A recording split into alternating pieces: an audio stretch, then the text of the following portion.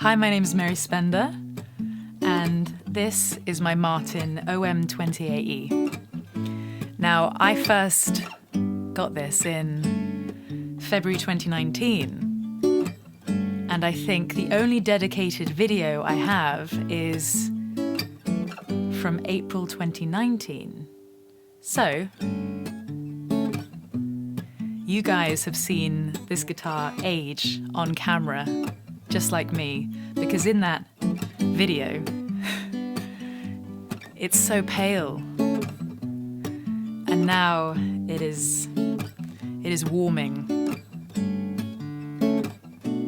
and starting to sound even better. And to be honest, when I first got it, I didn't think it could sound any better.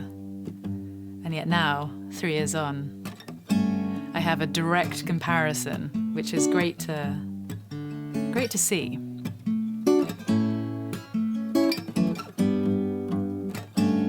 So I get a lot of questions about this guitar. And to be honest, I still haven't played anything better for me. And with acoustic guitars, particularly if you're a singer-songwriter, I think it's a very, very personal choice. You guys know I'm obsessed with fingerstyle guitar. That's basically all I play. I think you get to a point as an artist where you need to choose a lane, and it needs to be your decision. You need to take that road, and sometimes, you might want to diversify and explore other genres, but really there'll be a home that you come back to. And for me, the reason I play fingerstyle, which I've explained before, is because of where my voice sits on top of it. If I'm there strumming away, you probably won't be able to hear me talking. And it's a little bit of the same thing with singing. Even if you project with singing, sometimes it can be drowned out.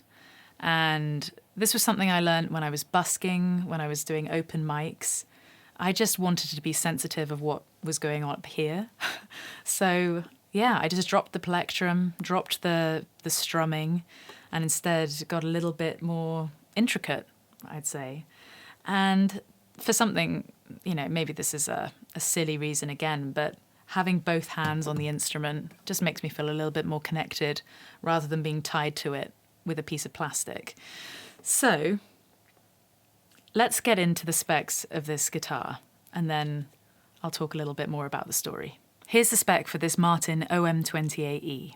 It has 20 frets, 14 are accessible. It is a versatile guitar, so you can strum and solo on it, but it is very suited to fingerstyle. It has a Sitka spruce top, East Indian rosewood back and sides, ebony fretboard and bridge, glued dovetail neck, gloss finish, antique white binding with a herringbone inlay, nickel open gear tuners, and then for the pickup, I have the LR Baggs Anthem, which is under the saddle and has a microphone. When I first received this guitar, I was set on the idea of touring again. The first show I got to play this guitar at was supporting Ariel Posen in Brighton, February 2019. Then, end of the year, I managed to go on tour, but I was playing electric guitar for that tour. And, well, other than a headline London show, I really didn't get to perform with it on stage until recently, where I got to support the other favourites and Reina Del Cid and take this guitar on stage and hear it through a PA system. And it was quite magical again. It was something to get used to when it comes to the pickup, because there's the microphone, which I just rolled off. You can blend between the undersaddle pickup and then the microphone, and it's useful to have that versatility. So although I haven't toured with it per se, I have travelled with it. And I think I began the journey March 2019 until May, and that's where I took this guitar around America. And I wrote the Lone Wolf EP on that trip. And then I recorded the Lone Wolf EP on that trip. And 23 Hours is recorded on this guitar, with the help of Rhett Shull. I also recorded The Great Wave in collaboration with Universal Audio using this instrument. That same year, when I released Lone Wolf, I actually featured this guitar in my favourite magazine, which sadly is no longer in print, but they are online, and that's Guitarist magazine. So this got to be a cover girl. But to make up for lack of touring, it has featured on this channel 35 times, so 35 videos, and those videos collectively have been seen 4 million times. So yeah, it's had quite a lot of eyes on it. Last year, again, this was the main gal in my songbook project where I recorded, I think it was about 26 songs over the course of, I don't know, maybe 5-6 days, and whittled it down to 18 tracks, 2 albums of 9 songs. And then there was a whole documentary, which is featured on Nebula, talking about my process, and I was just singing and playing the guitar at the same time. Live takes to click track, but once it was done, there weren't any overdubs.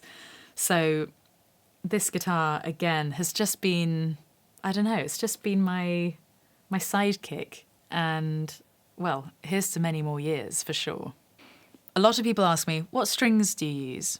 Well, on my acoustic, I just trust Martin to make the best strings for their own instruments. I just feel like it's in their best interest. So I use the Lifespan 2.0 Martin Authentic Acoustic Lifespan strings. Yeah, and they're phosphor bronze, custom light 11 to 52s. So I've been putting these through their paces. I have done numerous sessions where it's been sort of like 4 to 6 hours of playing a day. Most recently, with the fingerstyle course, I just actually let them... I just wanted to hear when they went. You know, it's a very specific sound when you're like, hang on, this is lost something, this has lost its mojo. And it actually took a month of playing for me. I was tracking the hours at first, and then I was like, this is ridiculous.